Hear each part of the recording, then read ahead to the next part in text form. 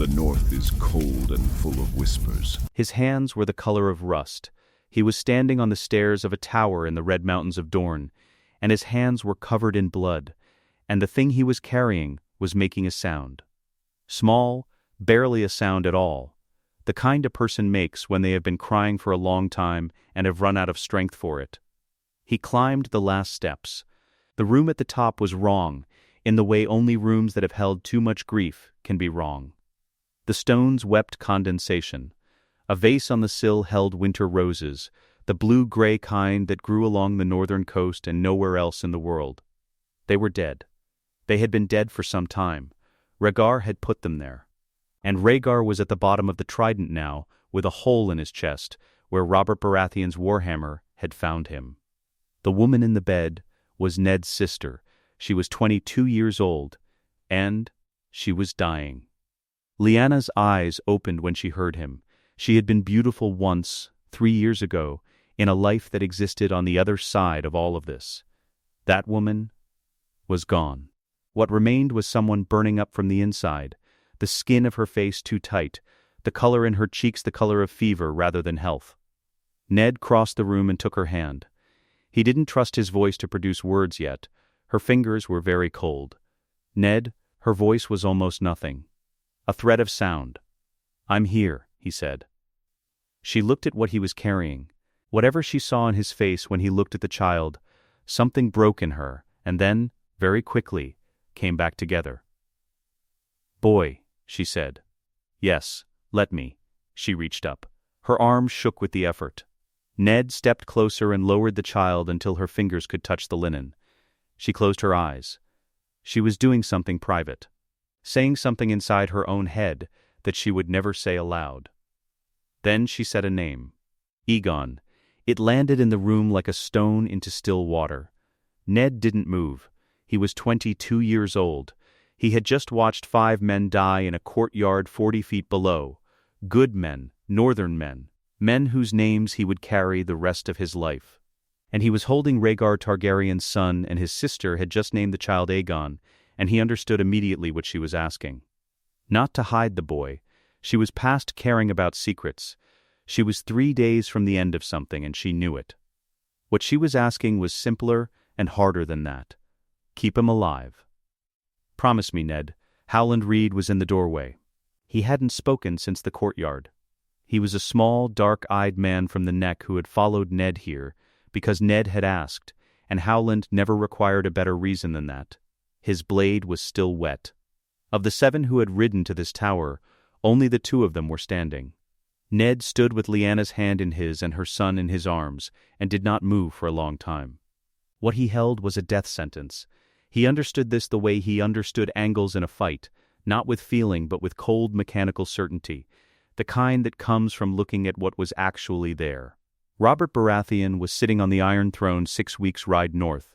What Robert would see when he looked at this child was Rhaegar's claim. Rhaegar's blood. The dynasty he had killed a river full of men to bring down. The lie was obvious. Ned knew the lie. Bring the child north. Call him a bastard. Keep the secret 17 years. He looked at his own hands. There is no lie I can tell Robert that I can keep for 17 years. He was not being noble. He was being precise. He was a man who could not sustain long deceptions. He lacked the particular talent for it, the ease with which some men held 2 truths at once. He had tried to keep smaller secrets, and they had crawled out of him inside 6 months. A lie this size, in a court built on surveillance, with a small council full of men whose entire purpose was finding the thing that wasn't supposed to be found, the lie would fail. And when it failed, it would kill the boy. "I hear you," Ned said to Lyanna. He meant it the way she had meant it. Not the same words, the same answer. She died 2 hours later. He buried her in the Dornish soil. He did not have the means to bring her home. Not yet. He wrapped her in the cloak from his own back and said what words he knew, and Howland Reed stood at his shoulder in the cold Dornish dawn and said nothing, which was what Ned needed. Then Ned turned south. Howland looked at him. They had 1 horse each. They had the child and a wet nurse Ned had hired from a Dornish village 2 miles east. A woman who asked no questions because Ned paid her enough to make questions unnecessary. "South is King's Landing," Howland said. "I know where it is," Ned said. He did not look back. He held Rhaegar's son against his chest, and mounted and turned south, and after a moment Howland Reed followed, because Howland Reed had always followed, and because he understood, without being told, what Ned had decided in that room. The Red Keep had been a Targaryen castle for 300 years. It still smelled like one, old stone and smoke, and something underneath that Ned could not name and did not try to. He walked through it in traveling clothes, carrying the child in his arms, and the men he passed in the corridors did not stop him, because no one had yet made a rule about what to do when Eddard Stark walked into the Red Keep with a baby. Robert was in the throne room. 6 months into his reign, and Robert Baratheon was still learning where to put himself in this city. The Iron Throne was the only place in King's Landing that felt like it meant something to him, even if he sat it like a man sitting on an argument he hadn't finished. He was drunk. Not incapacitated. Robert's drunk was other men's sober. But his eyes were red, and his face was the face of a man who had been looking for a fight for 3 days, and hadn't found one worth having. He saw Ned. He started to say something angry, something about the Tower of Joy and the long silence and the months without a raven, and then he saw what Ned was carrying. The words died. Ned walked to the base of the Iron Throne and set the child down on the bottom step. The child did not cry. He lay in the linen with his eyes open, dark hair, gray eyes, blinking at the torchlight with the mild, uncomprehending calm of the very newly born. Ned looked up at Robert. "Her name was Lyanna Stark," he said. "She was my sister. She is dead. This is her son." The throne room was very quiet. Robert descended the steps. He was a big man, and he moved carefully, the way very big men learn to move when they are trying not to break things. He crouched at the base of the steps and looked at the child. He looked for a long time. Then he looked up at Ned. "Whose?" Robert said. Not a question. A man identifying something he already knew and needed someone else to say. "Rhaegar's," Ned said. The thing that moved through Robert's face was not rage. Not immediately. It was something older and less controlled, grief rearranging itself into fury, because fury was the only shape Robert knew how to hold without breaking. He stood. Ned said, "If you will not protect him, I will take him somewhere you will not find us. I will not let Lyanna's child die in your name." 6 months on the Iron Throne. A North that had followed him to war because of Eddard Stark's loyalty. Robert understood leverage even drunk and heartbroken. He looked at the gray eyes, he looked away. He called for Pycelle. He called for Stannis, who was master of ships and happened to be in the keep, and read the decree twice without a word before he signed. He signed it because Robert asked him to, and because the document's logic in that moment was difficult to argue with. He signed it because he respected the law's internal consistency, even when the law created complications he could not yet see. Tywin Lannister was in Casterly Rock. He heard about the decree before the ink was dry. He said one thing to his brother Kevin. The king has made a mistake that will outlive him. The corridor outside the throne room was empty. Ned stood in it with the child in his arms. The signing had taken 20 minutes. The argument before it had taken longer. He was tired in the specific way of a man who has held himself together through something enormous, and is only now allowing the structural damage to make itself known. The child was awake. Gray eyes, open and new, without the capacity yet to understand what they were looking at, which was a man who had just made a decision that would outlive them both. Ned said the name Lyanna had given him, once, quietly, in the empty corridor where no one would hear. Then he wrapped the child tighter against the chill of the stone, and turned toward the gate and began the long road north. He did not look back at King's Landing.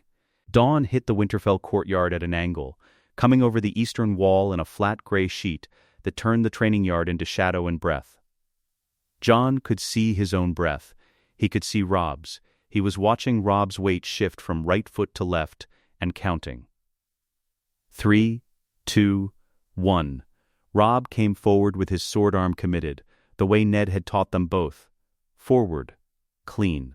Principled, without reservation. A northern lord's attack. Built for men who meant it. Jon was not there when the blade arrived.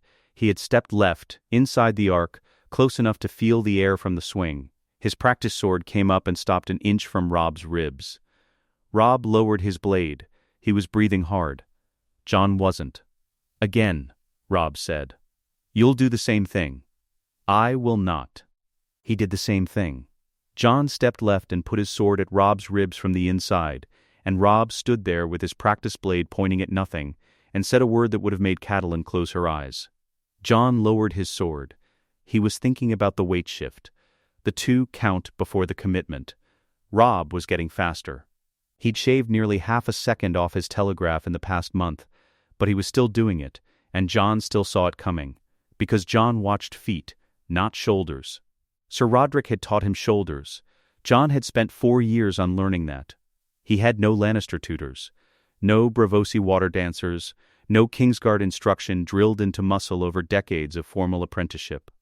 What he had was 15 winters of watching Sir Roderick dismantle a man's confidence before he dismantled his guard, and a father who believed, had always believed since the first wooden sword, that understanding how an enemy thinks is worth more than understanding how an enemy fights.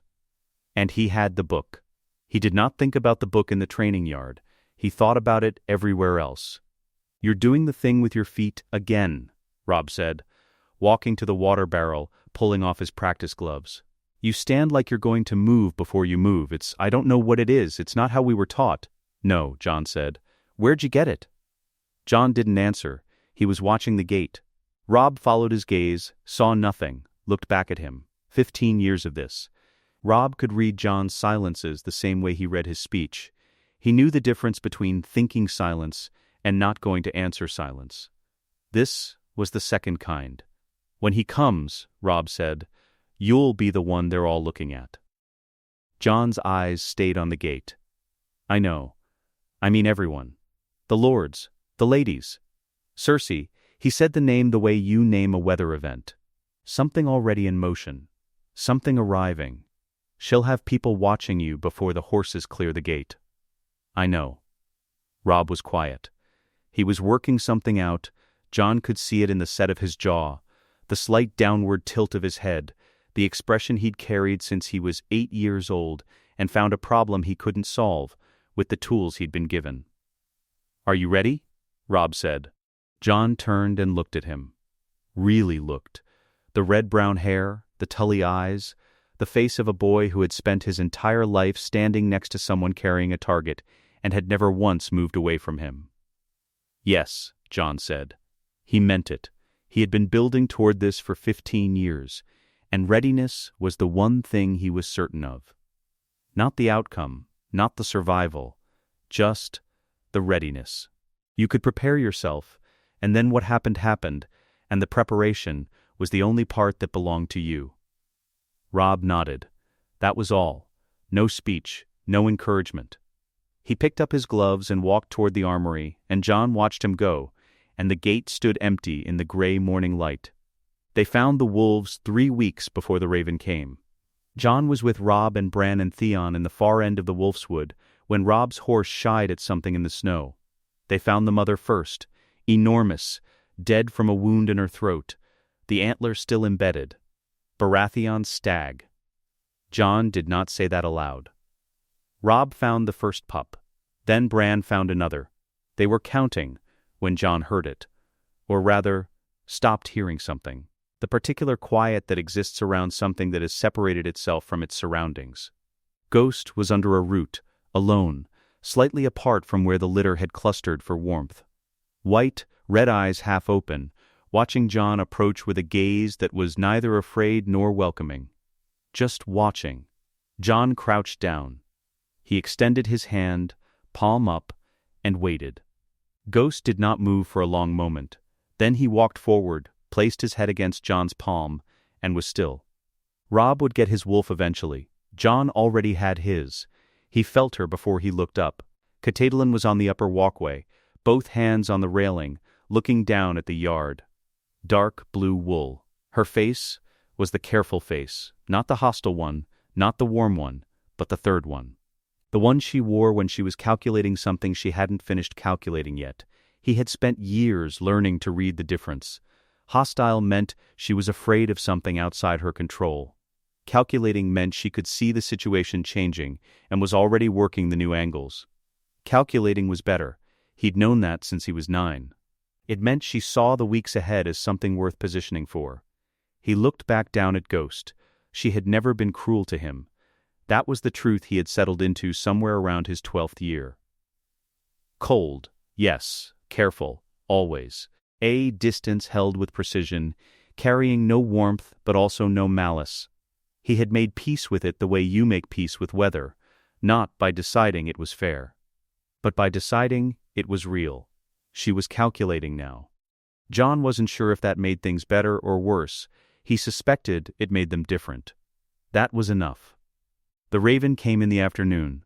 Jon was already at the table in the great hall when Ned walked in. He set the rolled parchment between them without speaking. He sat. He looked at Jon the way he always looked at him when something important arrived, waiting to see what Jon's face did with the news before saying anything about it himself. Jon looked at the seal. King's Landing. The crowned stag. "He's coming," Ned said. Jon sat with it for a moment. Ghost had settled across his shoulders the way he'd taken to doing since they came in from the cold. Draped there like a cloak, warm, heavy, the solid animal weight of him. Jon reached up and put his hand on the wolf's neck. He thought about the gate standing empty all morning, about 15 years of preparation, and the moment, close now, when it would stop being empty. About Robb's question in the training yard and the answer he'd given without hesitation. "Good," Jon said. Just the one word.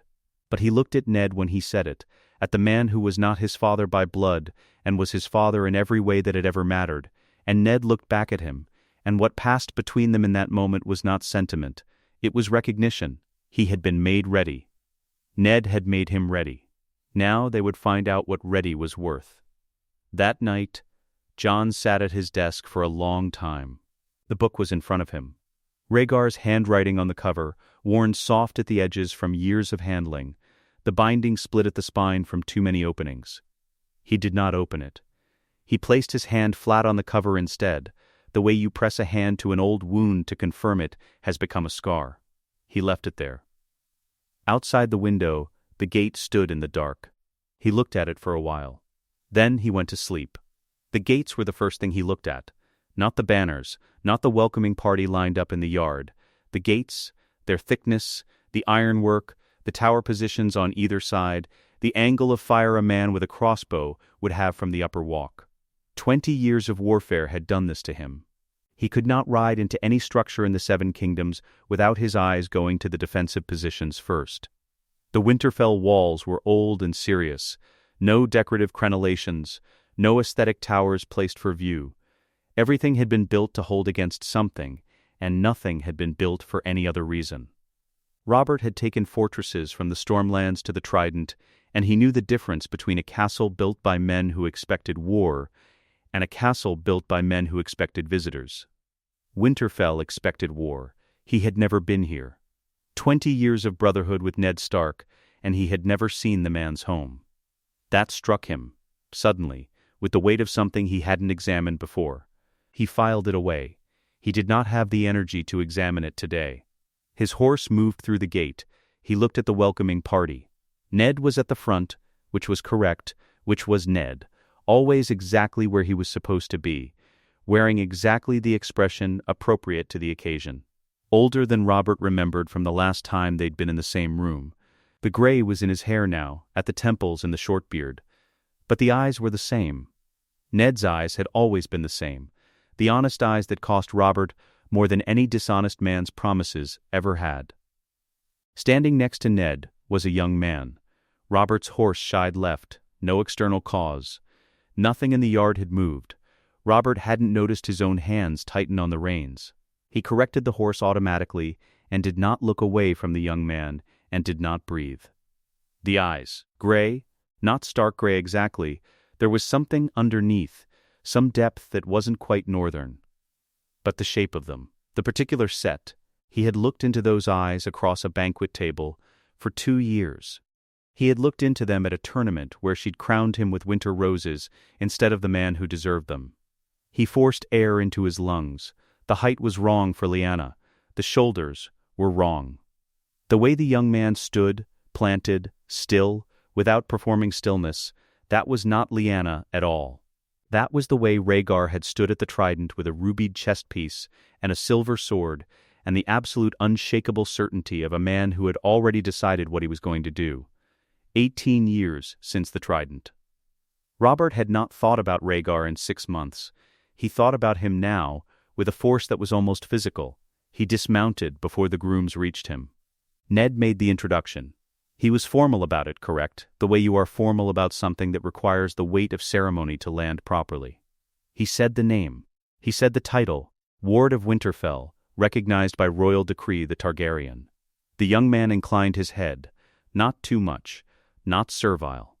The exact degree of inclination appropriate for acknowledging a king without performing submission. As though he had calculated it, as though he had, in fact, spent considerable time calculating exactly this.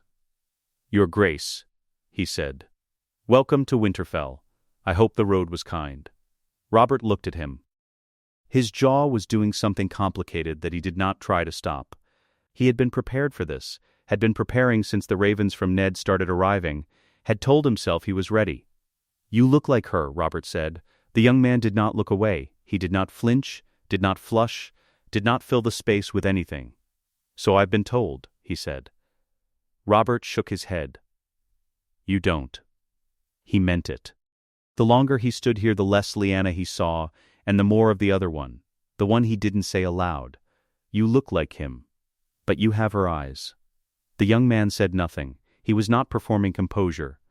That was the thing Robert hadn't expected. He had met composed men before. Tywin Lannister was composed. Varys was composed.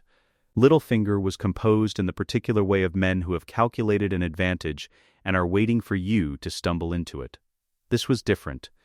This was a young man who simply did not feel the need to fill Robert's silences. Robert was not used to that. He was used to being the most uncomfortable person in any room, and using that to his advantage. This boy had neutralized it without doing anything at all. He turned back to his horse. He needed a drink and a moment, and he would have both before the night was out.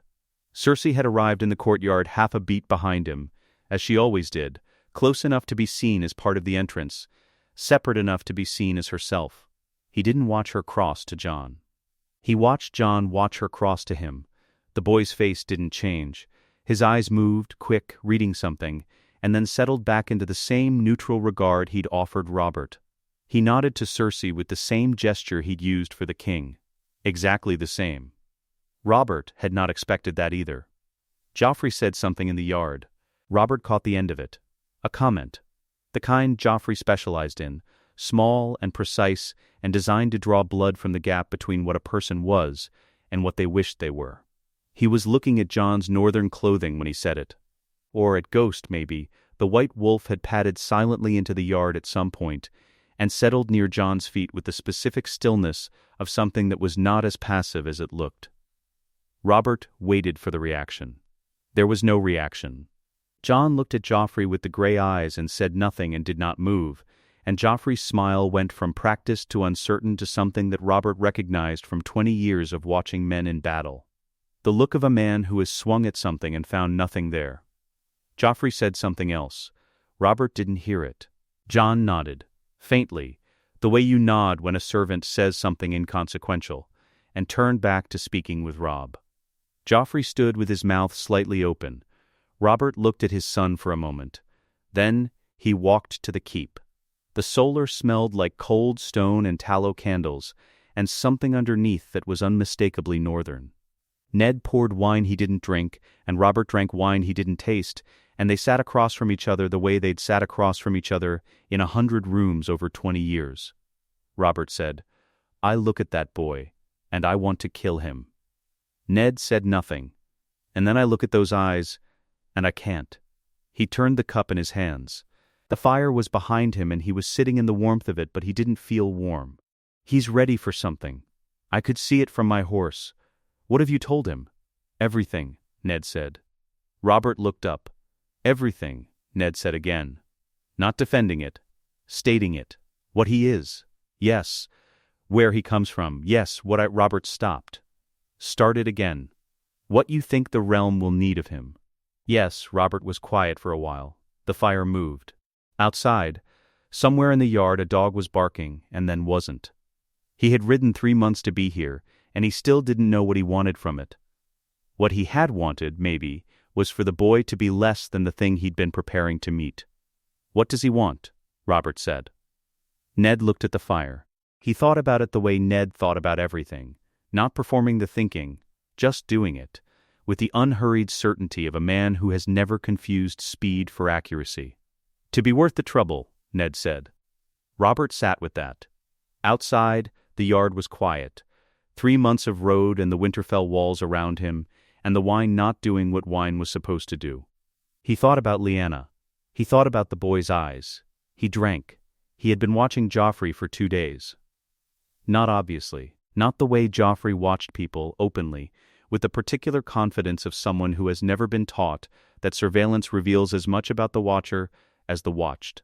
Jon watched the way Sir Roderick had taught him to watch a swordsman before crossing steel with him, from peripheral angles, from across rooms, during moments when the subject was performing for someone else and had forgotten to perform for everyone. What he saw was this. Joffrey ate at the high table and laughed at things that weren't funny and touched his golden hair and looked at Sansa the way you look at an acquisition rather than a person. He was 13 years old, and he already had Cersei's eyes, not the color, but the mechanism behind them, the constant calculation of who was watching and what they were seeing and how to adjust the performance accordingly. What he did not have was Robert's coloring. Jon had noticed it at the gate. He had filed it away and let it sit for 2 days because a thing seen once can be coincidence, and a thing examined too quickly can be misread. He looked at Myrcella at the feast. He looked at Tommen, who was young enough to be unconscious of being looked at and therefore most useful as a subject. He looked at every Baratheon in the yard, the household knights, the retainers, the men who had ridden north for 3 months in Robert's service. Black hair. Every one of them. Different heights, different builds, different ages. The same hair. He went to the library. Ned found him there 2 hours later. Jon had pulled 4 volumes. The genealogical records Winterfell kept as a matter of northern administrative habit, cross-referenced with the histories Maester Luwin had assembled over 30 years of service. He had not needed all 4. The pattern was in the first one, on the Baratheon entries, and once he saw it, he checked it against the others not to confirm it, but to understand how long it had been true. A long time. A very long time. Ned stood in the doorway and looked at the open books on the table and looked at Jon's face and sat down across from him without being asked. Jon turned the genealogy so Ned could read the relevant entries. He did not explain what he was showing him. He waited. Ned read it. He read it carefully, with the unhurried attention he gave to everything that mattered, and his face did not change while he read it. This was not surprise. Jon understood, watching him, that this was not the face of a man encountering new information. "You knew," Jon said. "I suspected," Ned said. "Jon Arryn was investigating before he died. He wrote to me. He set the book down. I did not know how to tell you." "How long?" 3 years. Jon sat with that. 3 years. He looked at the genealogy, at the entries, at the clean, unmistakable pattern of a dominant trait running through 8 generations, without a single exception until Cersei's children. 3 children. No Baratheon in any of them. He did not feel triumph. He had expected to feel something like triumph, the moment of seeing confirmed the thing you had been circling.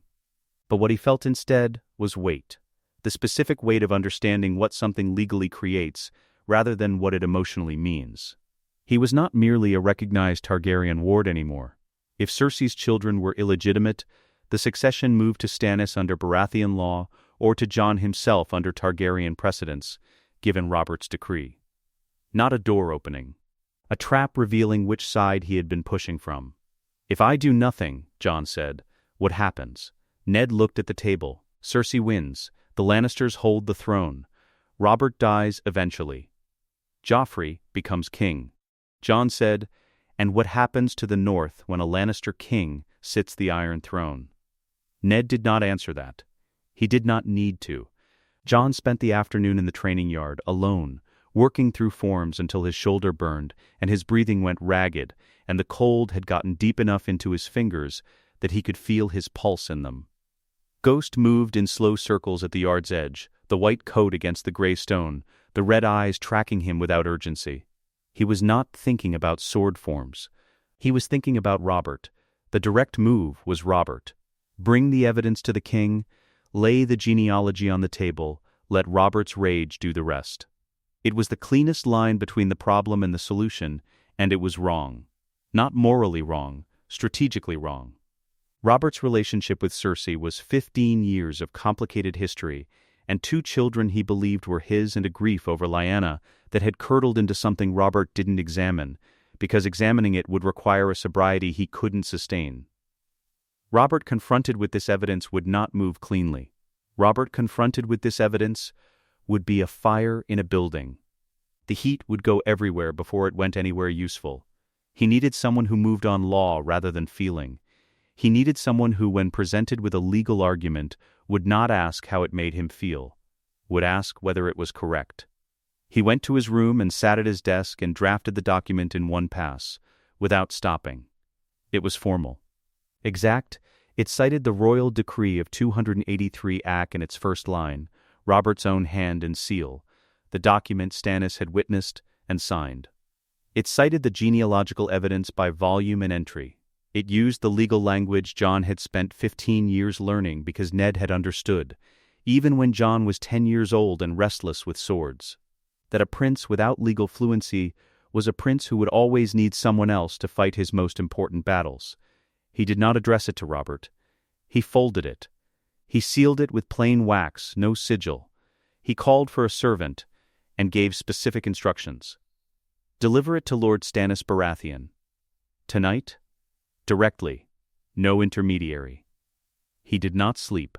He lay on his bed in the dark with Ghost across his feet and stared at the ceiling and listened to Winterfell settle around him, the specific sounds of the castle at night, a language he had learned before he could read words. The creak of the south tower in wind, the distant sound of the kennel, the guard change at the 3rd hour. He had pulled the trigger. He understood this with the same cold mechanical certainty he used for sword angles and defensive positions. The document was moving through the dark toward a man who read things twice and acted on what he read. There was no retrieving it. There was no recalibrating or reconsidering or stepping back to examine the angles from a different position. The thing was in motion. He thought about the courtyard that morning, Robb's weight shift and the 2 count before the commitment, the way you could see the attack forming in the body before the body knew it was forming. The way the only correct response, once you saw it, was not to defend the position you were in, but to be somewhere else before the blade arrived. He had spent 15 years being somewhere else. He closed his eyes. He did not sleep for a long time. Stannis read the document in his room in the East Guest Tower, standing at the window with his back to the door and the paper held at the angle that caught the candlelight fully. He read it once. He read it twice. He set it on the sill and looked at it without touching it. The way you look at something you need a moment to decide what to do with. His jaw was working, the specific movement, the slight grinding at the back of the teeth, the tell he had carried since boyhood and never fully controlled. He had known something was wrong for a long time, not known it the way you know a fact, known it the way you know a flaw in a fortification. You can see the angle. You can see where the pressure would go if it were ever applied. You cannot prove the structure will fail until it fails. But you know. He picked up the document again. He read it a 3rd time. Then he put on his cloak and walked out of the guest tower and up the stairs to the battlements and stood in the northern cold, looking south toward King's Landing, which was too far to see and present in his mind regardless. The document was in his right hand. His jaw worked. He had signed the decree in 283 AC because Robert had asked him to, and because the document's logic was sound, and because Stannis Baratheon, whatever else he was, did not put his name on things he believed to be incorrect. He had signed it and lived with the implications and watched, for 15 years, what those implications had quietly been building toward. He looked at the document in his hand. Then he looked south. The wind came off the Wolfswood, and it was very cold, and Stannis did not move. He was a man who acted on what he knew. He knew this. It was Cersei who found the mechanism. She had spent 2 days looking for one. The document Jon had sent to Stannis was political fact. She could not unmake it, could not intercept it, could not pretend it hadn't moved through Winterfell's corridors in the dark and found its way into her good brother's careful hands. What she could do was find the charge that fit inside the law's existing architecture. Slander against the Queen. The accusation that Cersei Lannister's children were not Robert's, stated in writing, with a royal seal cited as foundation, was, under the laws of the Seven Kingdoms, an act of treason. She brought it to Robert not as a wife but as a queen, in the formal capacity the law required, in front of witnesses. Robert had looked at Jon. Jon had said nothing. The trial by combat was Joffrey's idea, which meant it was Cersei's idea delivered through Joffrey's mouth, so that Cersei's hands stayed clean. Joffrey could not fight. Everyone in the yard understood this, including Joffrey, who understood it most clearly and would never say it aloud. He invoked his mother's right to a champion. Cersei named Sir Jaime Lannister. Jon named himself. The armory at night was cold in the specific way of stone buildings that held warmth well during the day, and surrendered it all at once after dark. Jon was working the straps on his bracer, checking the buckles, checking the leather, the kind of repetitive task that kept the hands busy, while the mind worked through something it hadn't finished working through, when Ned came in. He said nothing at first. He stood in the doorway and watched, and Jon kept working the straps. "He is the best," Ned said. "I know. Not the best you have trained against. The best in the Seven Kingdoms." He crossed the room. He stood close enough that Jon could see the lines at the corners of his eyes. "Sir Barristan says so, and Sir Barristan does not say things like that." Jon checked the second buckle. "I know. He has fought 200 men. He has killed half of them." Jon set his arm down. He looked at his father. At the man who was not his father by blood, and was the only father he had or wanted. Ned's face was doing the thing it did when he had decided not to tell Jon what to do, and was finding the restraint difficult. "I'm not planning to kill him," Jon said. Ned looked at him. "What are you planning?" Jon picked up his gauntlet. "To still be standing when he stops." Ned was quiet for a long moment. He looked at the gauntlet. He looked at Jon's face, and whatever he was searching for there, he seemed to find it, or to find something close enough that he stopped searching. He put his hand briefly on Jon's shoulder. Then he left. Jon sat alone in the armory with Ghost at his feet and finished checking the straps. They assembled in the main courtyard at dawn. Jon catalogued them without moving his head. Robert in the carved chair they'd brought from the great hall, wrapped in furs, a cup in his hand at an hour when most men were still building their appetite for wine. His face was not the drunk face and not the sober face, somewhere in between, where Robert was most dangerous, most present. Cersei to his left, standing, hands folded. Joffrey beside her with the expression of a boy who has wagered on a fight and has no idea how to manage his face while it happens. Stannis against the far wall. Arms crossed. Watching Jon with something Jon did not try to name. Robb on the upper railing, both hands wrapped around the stone, knuckles showing white from 20 feet away. He had argued for this. To fight, instead of Jon. Jon had refused him with a look, the specific look that communicated not your life, not for this, not when you are Ned's heir and the North cannot afford you, and Robb had stood there with his jaw clenched and accepted it the way he accepted every decision he disagreed with, but understood. Ned at the courtyard's edge, not watching the space where the fight would happen. Watching Jon. Ghost sat at the bottom of the steps that led back to the great hall. He was very still. His red eyes were on Jaime Lannister. Jaime stood in the center of the courtyard in light armor, not the full Kingsguard plate, which would be unnecessary for a trial against a 15-year-old ward and would signal the wrong kind of confidence. Mail and leather, his sword hand loose at his side. He was looking at Jon with the expression of a man solving an equation he already knew the answer to. He was 32 years old. He had been doing this since he was 14. Jon walked into the courtyard. The first exchange lasted 11 seconds. Jaime's opening was elegant. Not a test, not a probe, not the tentative first move of a man feeling out his opponent. It was a complete thought, 3 strikes building on each other, each one designed to establish a response pattern in the first 30 seconds of contact. Jon survived the first on a block he absorbed wrong, felt it run up through his elbow and into his shoulder, and noted the angle for later. He stepped inside the second, and the blade found air. The third grazed his left arm, leather giving slightly, no penetration. Jon stepped back. Jaime noted the sidestep. His expression didn't change, but something behind it did. The second exchange was Jon's. He had studied Jaime the only way he could, through Ned's memory, through the historical accounts of Jaime's tournament fights, through the handful of men in the north who had watched him compete before he joined the Kingsguard. There was a pattern, a signature, a series of strikes building toward a high right that forced a predictable defensive response. It was beautiful, apparently, when you watched it from the outside. The kind of combination that looked inevitable before the last move arrived.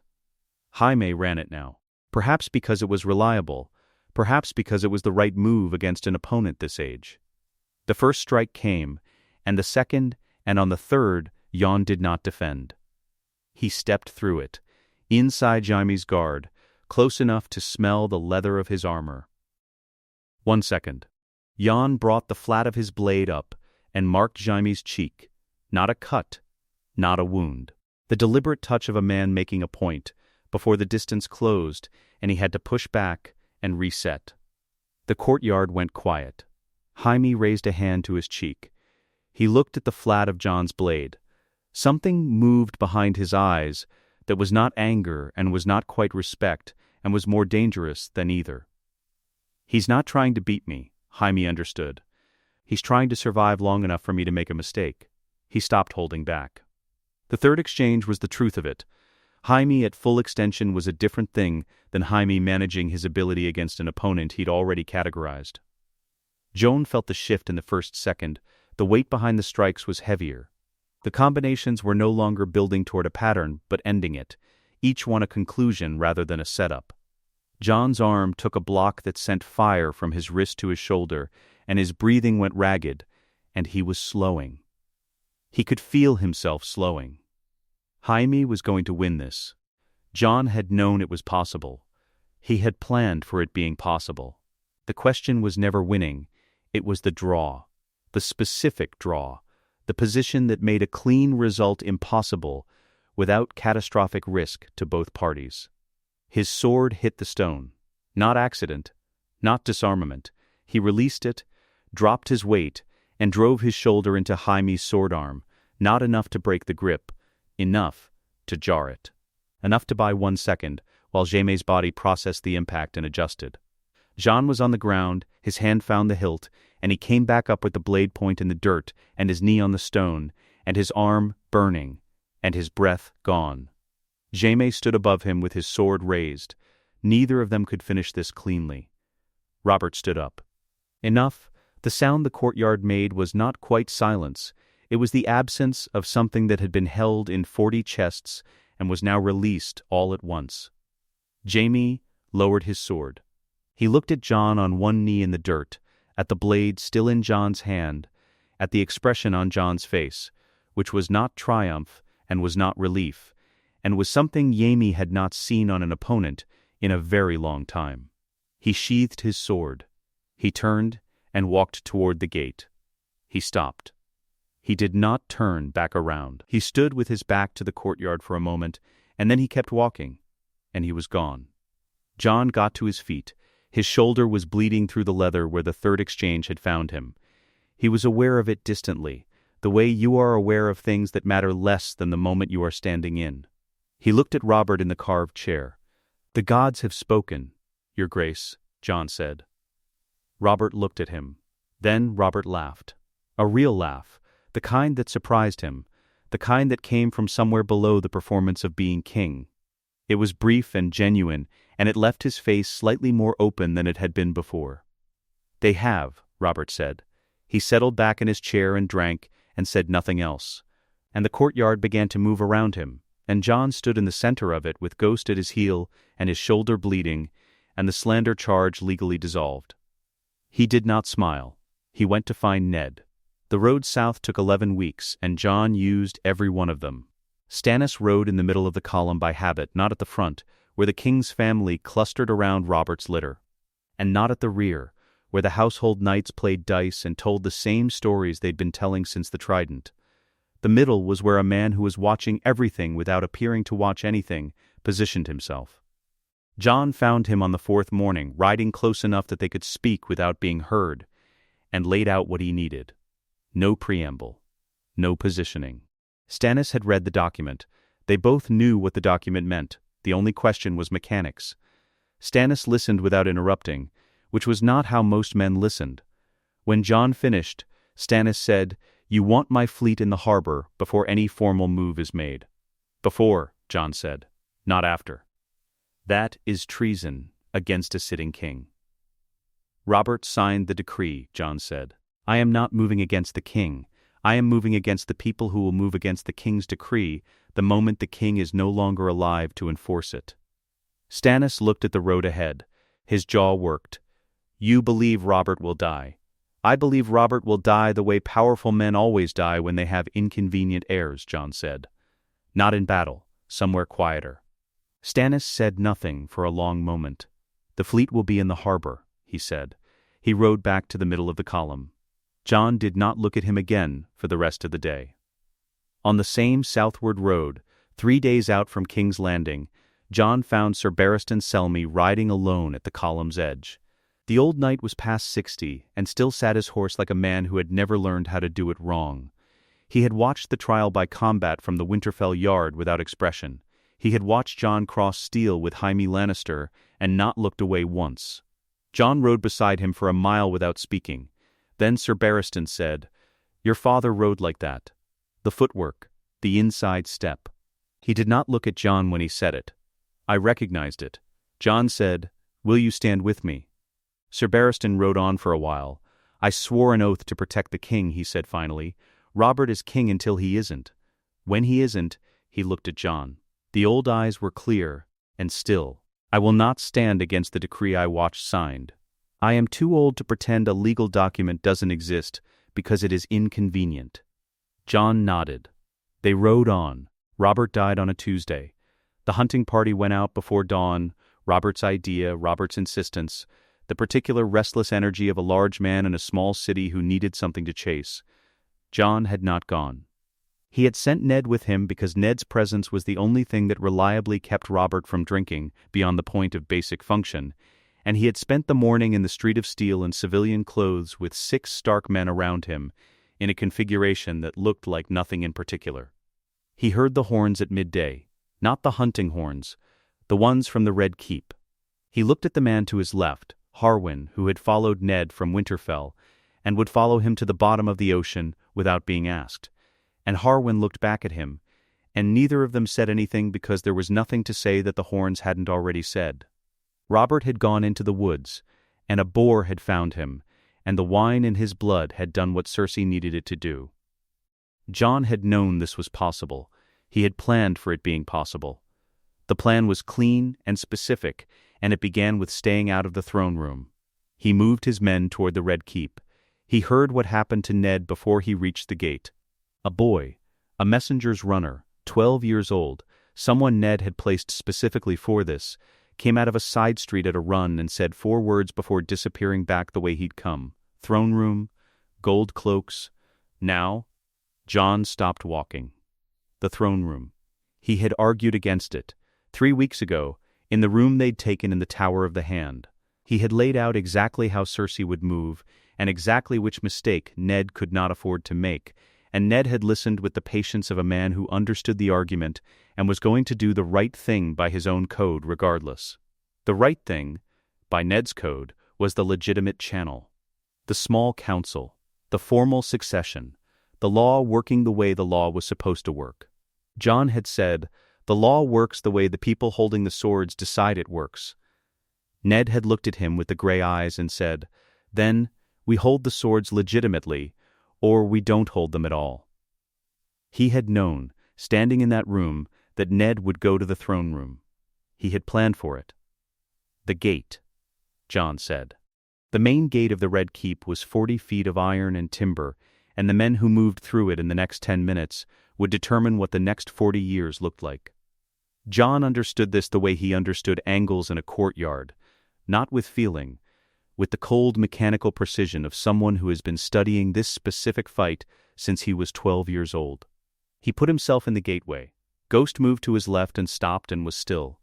The gold cloak captain came through the inner arch with 20 men at his back and Ned in custody between them, not bound, but flanked, with the specific body language of a man who had been told he was under arrest and had not fought it, because fighting it would make things worse. Ned's eyes found Jon immediately. Something moved in them, not surprise. Recognition of a contingency Ned had hoped not to reach. Janos Slynt was somewhere behind the captain. Jon could see the crown of his head above the rear of the column. The captain said, "Stand aside. King's business." Jon did not stand aside. He reached into his cloak and pulled out the document and held it up. Not theatrically. Just held it up, at the angle that caught the morning light, so that the seal was visible from 20 feet. "I am Aegon of House Targaryen," Jon said. Recognized and sealed under Robert Baratheon's hand, witnessed by Stannis Baratheon, master of ships, in the year 283 of the Aegon's conquest. He kept his voice level. He was aware of Ghost at his left side, aware of his 6 men behind him, aware of the weight of the document in his hand and what it had cost to produce it. If you move against Eddard Stark, you move against a ward of the crown's own making. He was brought to King's Landing by royal invitation in the service of a royal command. His arrest is an act against the authority of the decree you see in front of you. He stopped. He let it sit. The captain was not a stupid man. Jon had identified this early, stupid men made poor captains of the gold cloaks because stupid men could not navigate the specific calculations the gold cloaks required. This man was looking at the seal. He was looking at the direwolf at Jon's left. He was looking at the 6 men behind Jon and doing the arithmetic of what a direct confrontation produced. He looked back at Slynt. Slynt had not moved. He was standing very still with the expression of a man who has been promised a specific outcome and is revising his confidence in that promise in real time. He had taken Lannister gold. He was not certain, in this moment, that the Lannisters had won. A living Targaryen with a royal decree in an open gateway with a direwolf. Stannis Baratheon's fleet in the harbor. Jon had made certain the harbor news had reached the right ears before dawn. Slynt's mouth opened. Closed, the column slowed. They had 3 hours. Jon moved Ned through the gate and south toward the docks and used every minute of it. He did not take the Red Keep. That was not the move. Not tonight. Not with 20 gold cloaks regrouping behind them and the Lannister household knights above. The move was the harbor. Control the harbor, and you control what the city eats and what the city cannot do without, and a city that cannot do without you cannot easily destroy you. Stannis' ships were there when they reached the water, 7 war galleys and 4 supply ships, sitting in the harbor with the Baratheon-crowned stag on their sails. Arrived as though by coincidence at the exact hour they were needed. Stannis was on the lead galley's deck. He looked at Jon crossing the dock toward him, and his expression did not change. "The harbor," Jon said. "We hold it," Stannis said. Jon turned and looked back at the city, at the Red Keep on its hill above the rooftops, lit by the particular orange of a capital at dusk. Enormous and permanent, and built by men who had dragons and so had never needed to worry about the question of whether the building would hold. He could feel Ned's hand on his shoulder. Ghost pressed against his leg. The wind came off the water. "We hold the harbor," Jon said. He was thinking about what comes after a position, about the difference between a foothold and a foundation. "We hold the food." He looked at Ned. "They can have the throne for now." Ned said nothing. His hand stayed on Jon's shoulder. Jon looked back at the Red Keep. The lights were going on in the upper windows, one by one, in the fast, systematic pattern of a household preparing for something. He watched them for a moment, the small orange lights appearing in the dark, floor by floor. The keep illuminating itself from the inside. He turned back to the water. What came next was harder. He had known that since the armory at Winterfell, since the straps and the buckles, and the one thing he'd told Ned in the cold, 2 still be standing when they stopped. He was still standing. He heard the boat before he saw it. One hull. Light draft, moving fast through the chop between the mainland and the island, the kind of vessel you chose when you wanted to arrive quickly and without announcement. Stannis was on the battlements when it came around the eastern headland, and he stood there in the salt wind watching it cross the grey water toward Dragonstone's dock. One boat. He had expected an envoy. A maester, perhaps, or one of Ned Stark's household men carrying a sealed letter. He had not expected the figure that stepped off the boat onto the dock with a white wolf at his heel, and looked up at the castle with the flat, assessing gaze of a man arriving at a position he had already decided to take. Stannis watched him cross the dock. He had fought alongside Robert at the Trident. He had seen Rhaegar Targaryen ride into the battle line with the sun on his silver armor and the rubies on his chest, and the absolute unhurried certainty of a man who believed the day was already decided. He had watched Robert's warhammer find him, and watched the rubies scatter across the water like falling stars. He did not let himself finish the comparison. He went down to the war room. The war room at Dragonstone was built into the eastern tower, overlooking the narrow sea. The table was stone, the famous carved table, the whole of Westeros laid out in relief, every castle and river and road rendered in granite by craftsmen 3 centuries dead. Stannis stood at the northern end of it, with his hands behind his back, when Jon was shown in. The boy crossed the room without looking at the table. He looked at Stannis. Ghost moved to the room's corner and lay down, and was still. "You came alone," Stannis said. "Yes, that was either brave or foolish." "It was neither," Jon said. "It was accurate. This conversation doesn't require men outside the door. It requires 2 people who can follow an argument to where it goes." Stannis looked at him for a moment. He had expected performance. He had expected the careful management of impression that characterized every political meeting he had attended since he was old enough to attend them. The boy was not managing an impression. He was simply standing there, in the room, in the way that people stood when they were not performing anything. It was, Stannis found, more irritating than performance. "You want me to step aside for a Targaryen," Stannis said. "I want you to side with the law," Jon said, "which is what you've always wanted. The law says I'm next. The law says the throne passes through legitimate succession." Jon's voice did not change and register a pace. He stated this the way you state geometry. "I am the legitimate son of Rhaegar Targaryen, recognized by royal decree, signed by Robert Baratheon and witnessed by you in the year 283 of the Aegon's conquest.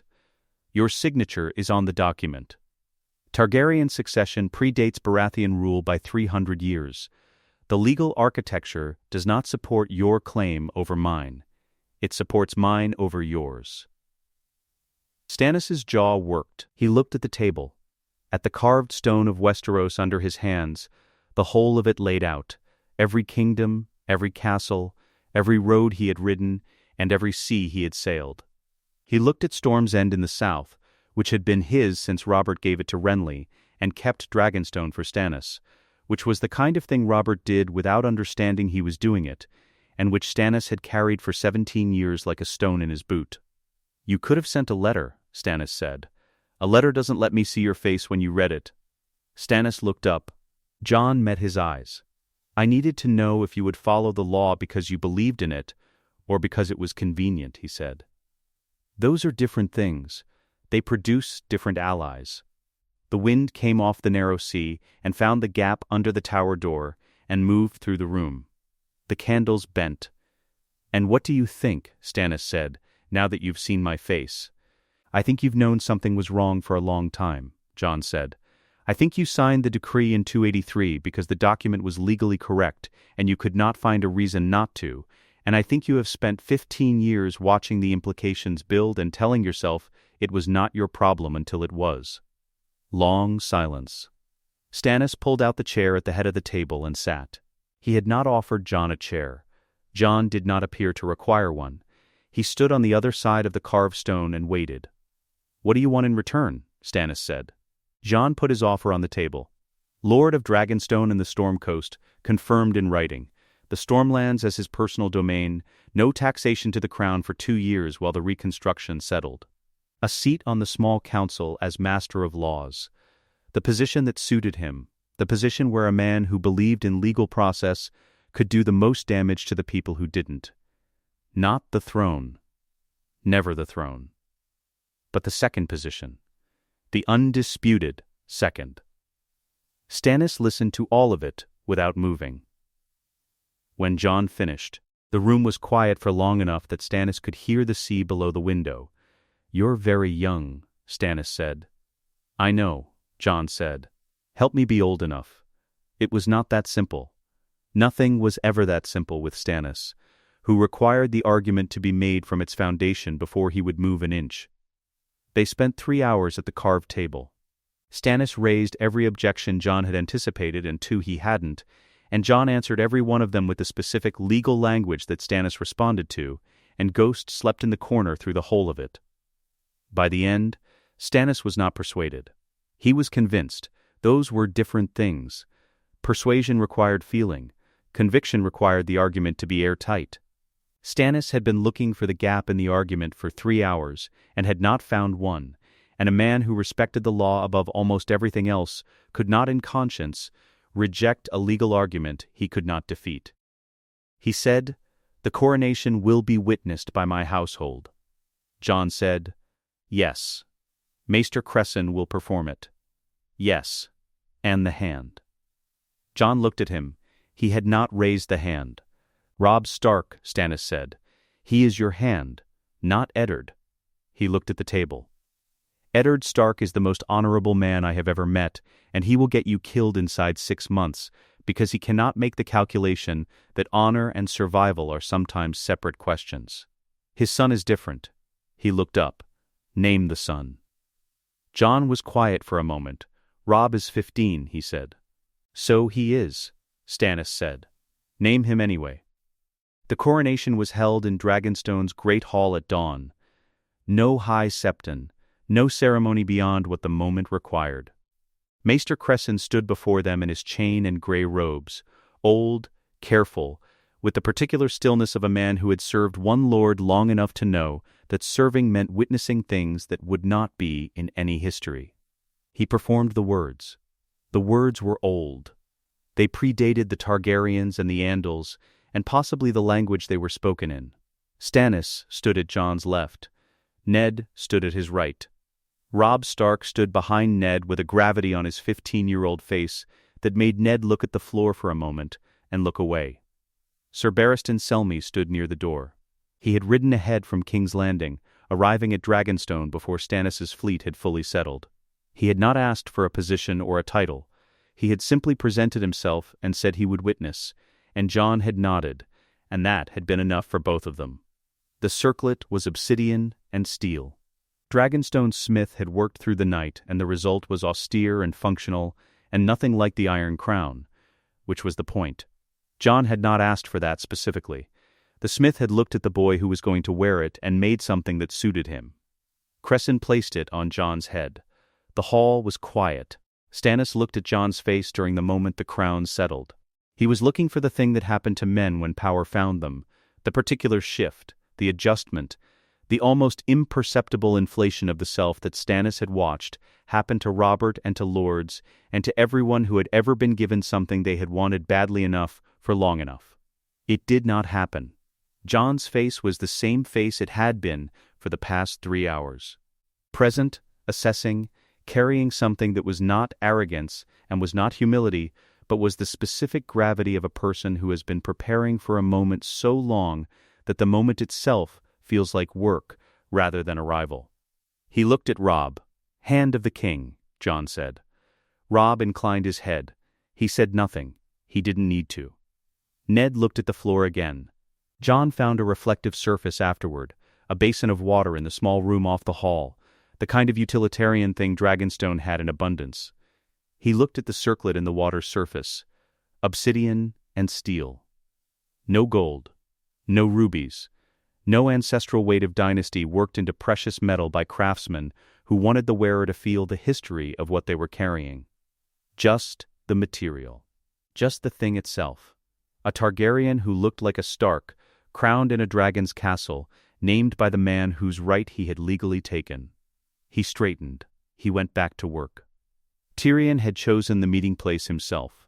A tavern in Lannisport, 2 miles from the Rock's eastern approach, the kind of establishment that survived by being unremarkable, no sign above the door. No particular clientele, no reason for anyone to remember who had sat in the back corner on any given evening. He was already there when Jon arrived, a cup in front of him, nearly full. He had not been drinking. He had been thinking, which was a different activity that looked the same from across a room. Jon sat. Tyrion looked at him with the particular eyes that missed nothing and filed everything and showed just enough of what they found to keep you from knowing how much they were keeping back. He looked for a long time without speaking. Then he said, "You're shorter than I expected." "You're exactly what I expected," Jon said. Something moved across Tyrion's face. Not quite a smile. The thing a smile becomes when the person producing it is genuinely, unwillingly amused. He picked up his cup and set it down again without drinking. "The king of the first men in the Andals," Tyrion said, 16 years old, holding a harbor and a legal document and the loyalty of a man who has never been loyal to anything except the law. He tilted his head. "And you want to walk into my father's house. I want to end this before it becomes the kind of war that empties the Westerlands of men for a generation," Jon said. "Your father in custody ends it. Your father dead creates martyrs. There is a difference." Tyrion was quiet. "I don't want to destroy House Lannister," Jon said. "I want to remove the people using it as a weapon." Tyrion looked at his cup. "That's a distinction," he said, "you'll find very hard to maintain." "I know." Jon held his gaze. "Help me." The tavern moved around them. Someone laughed at the bar. The fire settled. Tyrion sat with the offer and whatever it cost him to sit with it, which was more than his face showed and less than Jon had feared. "The sewers go east," Tyrion said, "from the cliff face. There are 3 false doors and 1 real one. The real one has a crack in the lower left corner of the frame where the stone shifted in the year of my name day." He looked up. "My father had it repaired badly. He trusted the wrong mason. I noticed." He picked up his cup. "I notice things." "I know," Jon said. Tyrion drank. "The real door opens inward. Pull. Don't push." He looked out the window at the rock on its promontory above them, enormous in the evening light, built into the cliff face by men who had lived inside it before they built anything to live in. "My father will be in his solar," Tyrion said. "He is always in his solar. He was in his solar the day I was born, and I expect he'll be in his solar the day he dies." He set the cup down. He doesn't look up when the door opens. He finishes the sentence he's writing first. Jon said nothing. "Don't take it personally," Tyrion said. "He does it to everyone." The cliff face at night was cold and wet and smelled of the deep sea, the specific smell of rock that spent half its life underwater, salt and old stone and something underneath that had no name. Jon moved along the base of it with Robb at his shoulder and 6 men behind them, and Ghost ranging silent ahead in the dark.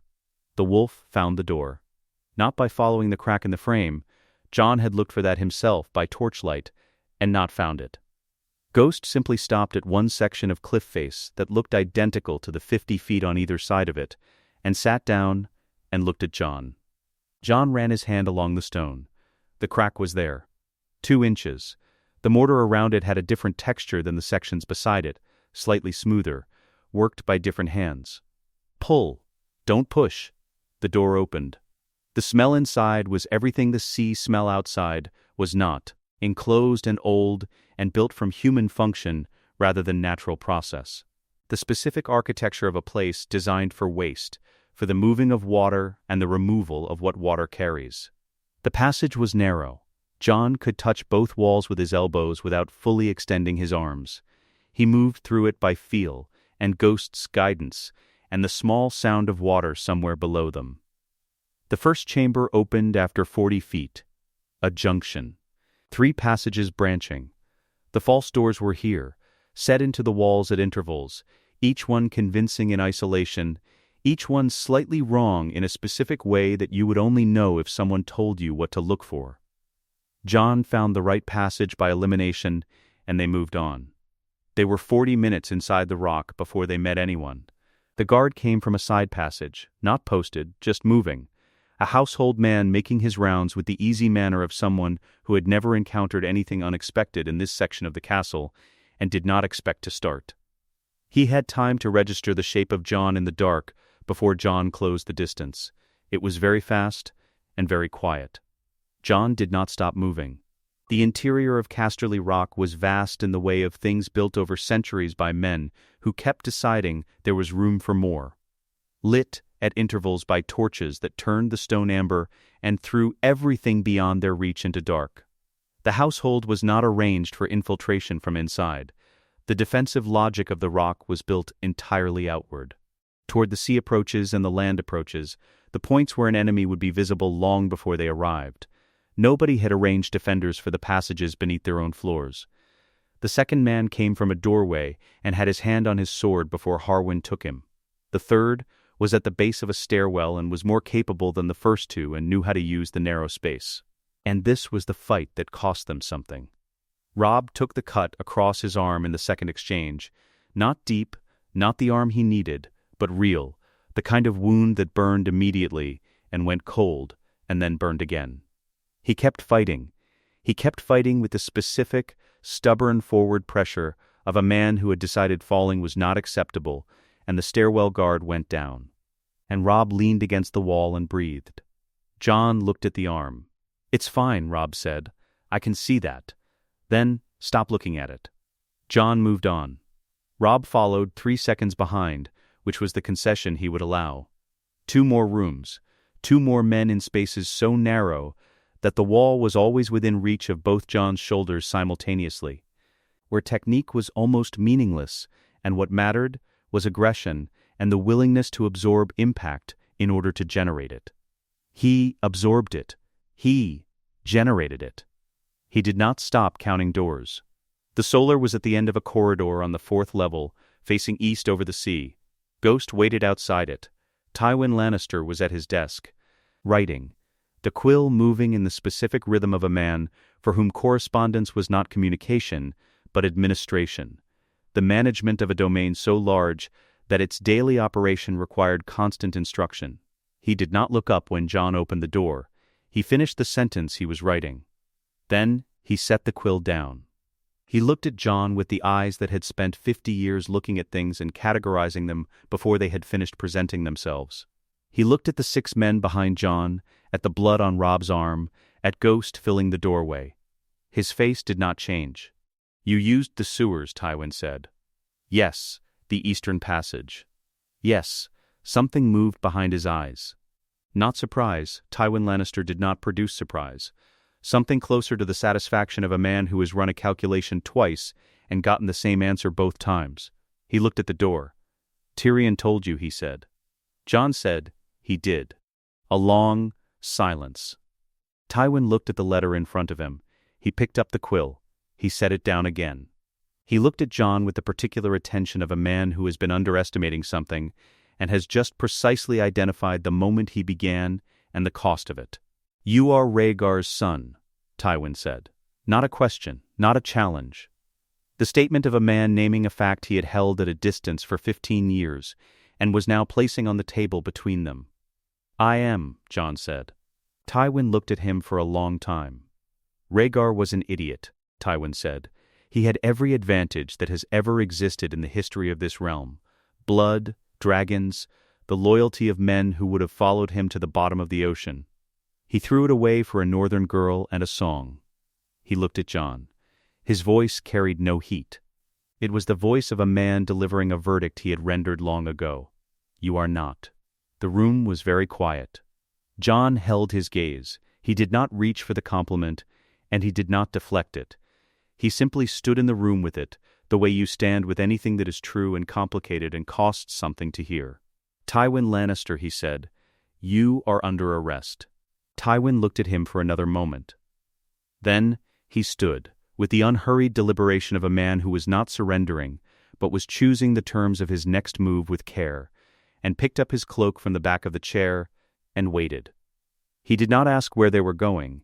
He already knew. The small council chamber smelled like candle wax and old decisions. Ned had sat in rooms like this before, rooms where the furniture was expensive and the air was close, and the men around the table were performing versions of themselves rather than being them. He had sat in them and found them airless, and gone back to the north, where the air was actual air, and the cold was honest about what it was. He was not going back to the north today. He sat at Jon's left and looked at the door and waited for it to open. Cersei came in between two Stark guardsmen and did not look at them. She was dressed well. Not extravagantly, she had made a calculation about that. Ned could see it. Extravagance in the dock would read as contempt. She had chosen something measured, queenly without being performative. The dress of a woman who took the proceeding seriously and wished the court to know it. Her hair was done, her face was composed. She sat. She looked at Jon first, then at Ned. Her eyes moved around the table with the speed of long practice, cataloging every face, reading every posture, assessing in 3 seconds what each person in the room wanted and how that want could be used. She found nothing she could use. Her face did not show that she had found nothing. Her face showed measured dignity. The performance was excellent. Ned had watched her perform for 15 years, at feasts and councils and 100 functions where Cersei Lannister stood in a room and made the room feel like her room, and he could see now, from this angle, what the performance was covering. She was afraid. Not of the verdict. Of the thing underneath the verdict. The removal of the mechanism. The position and the proximity and the gold cloak loyalty that had been the architecture of her power since the day she married Robert. A woman who understood power the way Cersei understood it did not fear death. She feared irrelevance. Jon said, "We will hear the charges." Littlefinger testified first. He sat in the witness position, with his hands in his lap and his face arranged in the expression of a man performing reluctant honesty, which was, Ned understood, the only honest thing about him. He had switched sides the way a merchant switches suppliers, not from conviction but from the assessment that the new arrangement offered better terms. He told the truth because the truth served him. He would have told a different truth if a different truth had served him better, but the truth he told was the truth. The tears of lies, the route through Lysa Tully, the conversation in which Cersei had named Jon Arryn as the problem and named the outcome she required. He gave dates. He gave the name of the apothecary. He gave the specific weight of gold that had changed hands. Cersei looked at him throughout this with the expression of a woman watching something she had anticipated and prepared for. She showed no reaction to the word apothecary. She showed no reaction to the dates. She was not present in the chamber in any way that could be used against her. She was a performance watching another performance, and the performance was impeccable. Pycelle confirmed the poison.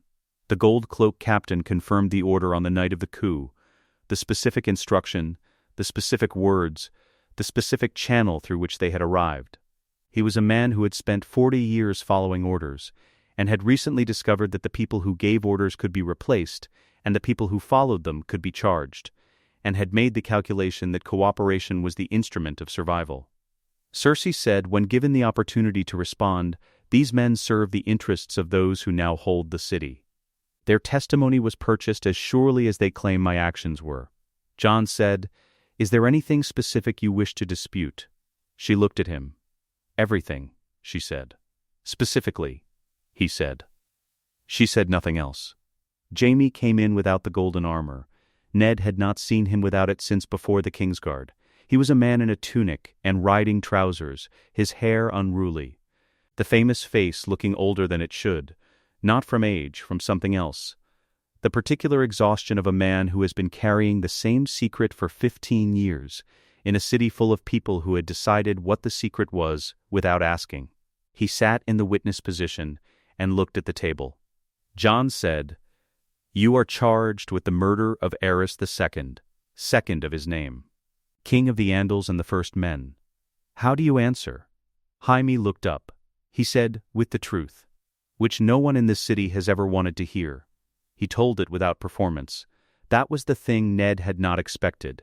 He had expected the deflection, the wit worn as armor, the self-contempt dressed as casualness that Jaime used to keep rooms at distance. What he got instead was a man who had decided, in whatever room he had sat in the night before this, that the armor was no longer worth the weight. The wildfire. The caches beneath the city, beneath the Sept of Baelor, beneath the guild halls, beneath the streets where hundreds of thousands of people lived and walked, and had no idea what was under them. Aerys had spent 2 years building this, had given the order with the specific delight of a man who had been waiting for the right moment. The enemy at the gates, Tywin's army, ironically, the army that would sack the city while saving it from a worse fate, had provided the moment. Kill the hand. Burn them all. Jaime said it plainly. He said what Aerys had said, word for word. The way you remember things said in rooms where the specific words determined whether you lived or became ash. He said what he had done next. He said why. Sir Barristan Selmy, seated along the wall, confirmed the wildfire caches. He had been in the Red Keep during those final days. He had heard the orders Aerys gave and said nothing for 15 years, because nobody had asked him under oath in a room where the answer mattered. He spoke now with the expression of a man who has been waiting a long time for the question to arrive in the right form. The chamber was very still when Jaime finished. Ned's jaw was tight. He sat with the thing Jaime had put in the room and felt it rearrange something he had carried for a long time. The certainty. The clean, particular certainty that Jaime Lannister had broken his vows and killed his king, and that this was what it was, and the label was sufficient. He had carried that certainty for 15 years and used it to understand a man he had never bothered to ask. He leaned to his left. He saved the city, Ned said. Jon said quietly, I know. He broke his vows. I know. Ned looked at the table. He looked at Jaime, who was looking at nothing specific. The middle distance, the space between the floor and the wall, the place you look when you have said the thing you needed to say and are now simply waiting for whatever comes after. The law says, he is guilty, Ned said. Jon was quiet for a moment. He looked at Jaime. The law also says a man who saves 100,000 lives should be permitted to say so, he said. He has never been permitted to say so. He looked at the table. Now, he has. Ned delivered the verdicts. Jon had asked him to do it. He had understood why without asking. A king who delivers his own verdicts looks like a man closing a trap. A hand who delivers them looks like the law working the way the law was supposed to work. The distinction mattered. Jon understood distinctions that mattered. Cersei, guilty on 2 counts. The sentence was exile across the narrow sea to Liz, beyond the reach of Lannister gold and Lannister name, stripped of title. Stripped of any claim to the throne or to the children she had used it to protect, permitted her life and nothing else. No execution. The removal of power, not the creation of a martyr. A living Cersei in lies was a problem that stayed in lies. A dead Cersei in King's Landing was a story that never stopped being told. Cersei received this without visible reaction. She stood when they told her to stand. She walked when they told her to walk. At the door she turned once and looked at Jon with the green eyes, and Ned watched Jon look back, and neither of them said anything, and the door closed. The room was different after she left. Not lighter, just different. Jaime, guilty of violation of Kingsguard vows. Stripped of his position. Stripped of the white cloak. Stripped of the right to carry a sword in official capacity or claim gold in service of the crown. Not executed. The testimony about Aerys was taken into account. Jaime was permitted to live, stripped of everything except his name and his sword arm, both of which remained his own. Jaime looked up when Ned said the last word. He had been looking at the table again. He had been in the room throughout Cersei's verdict with the specific quality of a man who has separated himself from the proceedings, not absent, just located somewhere interior where the external events were arriving at a slight delay. When Ned said not executed, he looked up, and his face did the thing faces do when a thing you had prepared for does not arrive. He stood. He walked to the door. He stopped. He did not turn all the way around. He stopped with his shoulder toward the room, and his face at the angle that allowed him to speak without fully returning.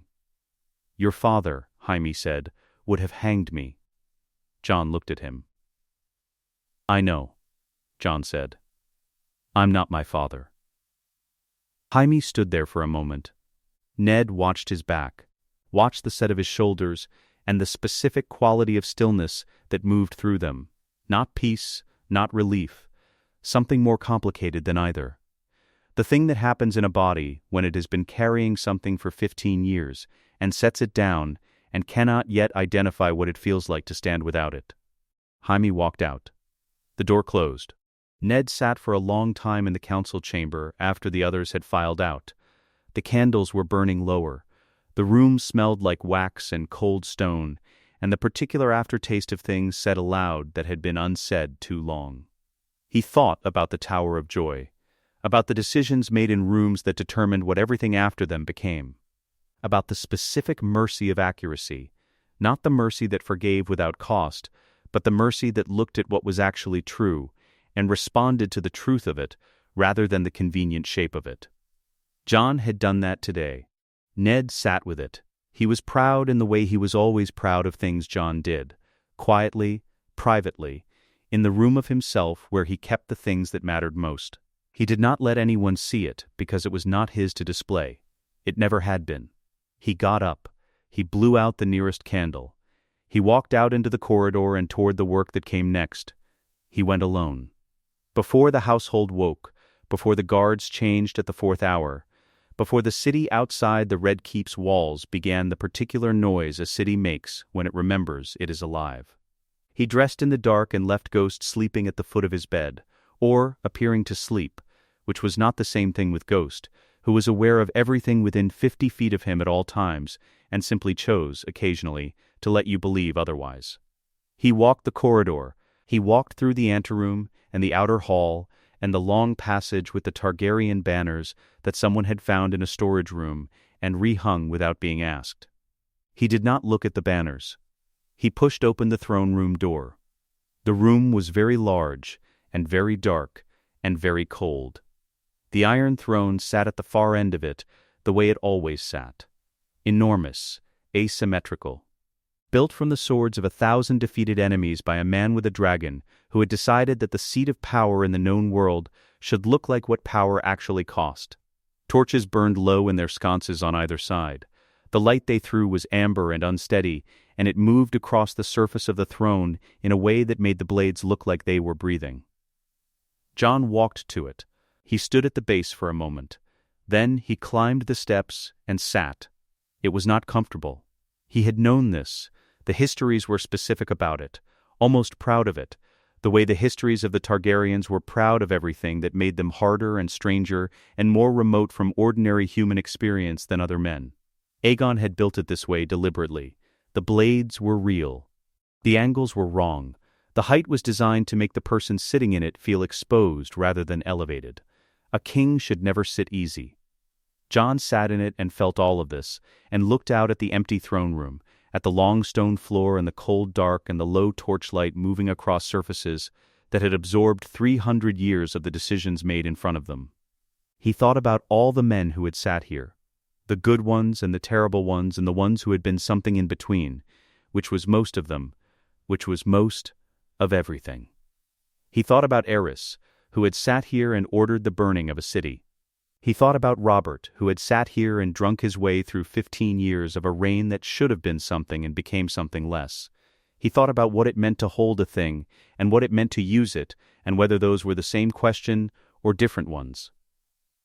10 minutes. He sat for 10 minutes. Then, he got up. The Raven came 3 days later. Jon was in the Tower of the Hand going through the grain assessments with Robb when the maester knocked. Robb looked at Jon. Jon looked at the knock, the specific quality of it, the tempo, the weight of the knuckle against the wood. There were knocks that carried bad news, and knocks that carried everything else, and a person who had grown up in a castle learned the difference before they knew they were learning it. He said, "Come." The maester was young and trying not to show that his hands were moving faster than they should be. He set the message on the table between them. The seal was black. The sigil was a raised fist holding a sword. Castle Black. Robb picked it up. He read it once and set it down and looked at Jon. Jon read it. 12 rangers beyond the wall. None returned. The dead walk. Come north, or there will be no throne worth sitting. He read it twice. He set it on the table and looked out the window which faced south over the city. Over the rooftops and the harbor and the open water beyond, gray and flat in the morning light. He could see Stannis' ships from here. He could see the banners on the walls. He could see the specific ordinary movement of a city that was beginning, slowly and with reasonable suspicion, to believe that things might be different now. He turned and faced north. The wall was 1,200 miles away. It was the oldest structure in the known world, older than the Targaryens and older than the Andals, and older than the kingdoms that had risen and fallen and been replaced by other kingdoms in the centuries, since the men who built it had decided that what lived beyond it required a barrier of that size. He had read everything written about it. He had read everything written about what the Night's Watch claimed it kept out. He had believed it the way you believe things that have not yet required you to act on them. 12 Rangers. None returned. It required him to act on it now. He found Ned in the small garden off the east corridor, the one the gardeners had been working on since the new household settled. The one that was beginning to look like something deliberate rather than something that had simply grown there.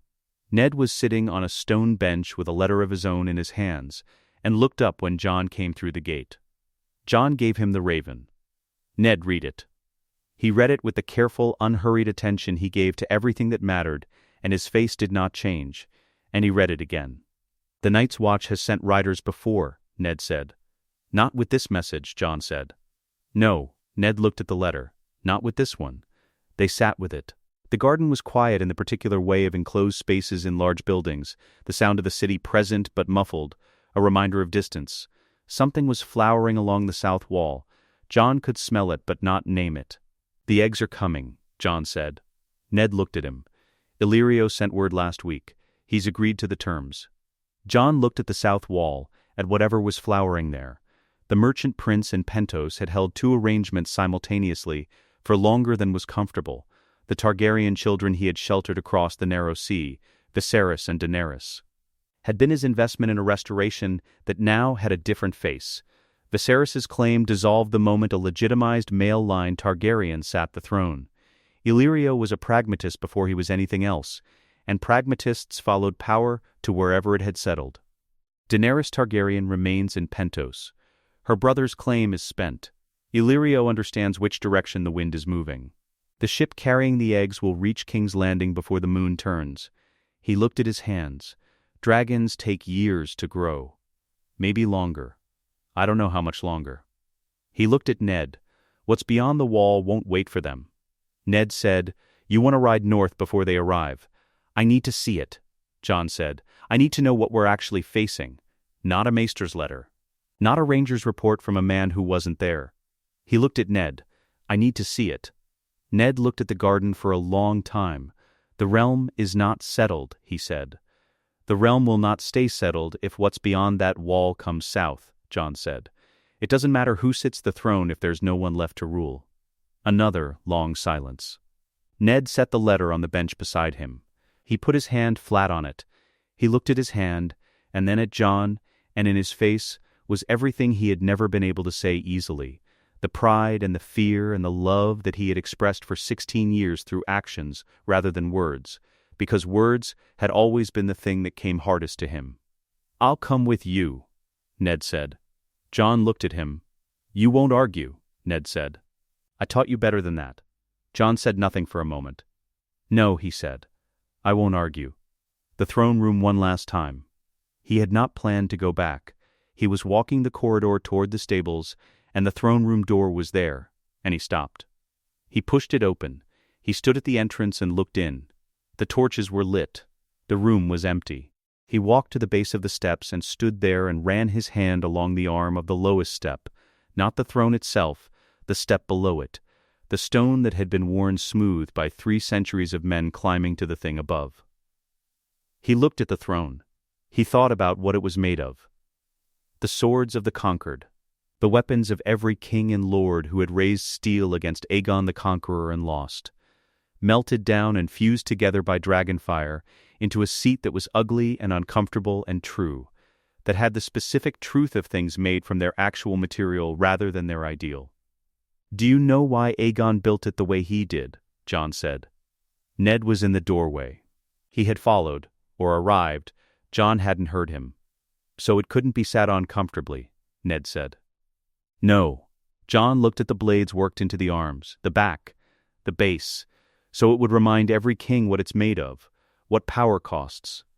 He looked at it for a long time, Every sword in it belonged to a man who thought he could hold something worth holding.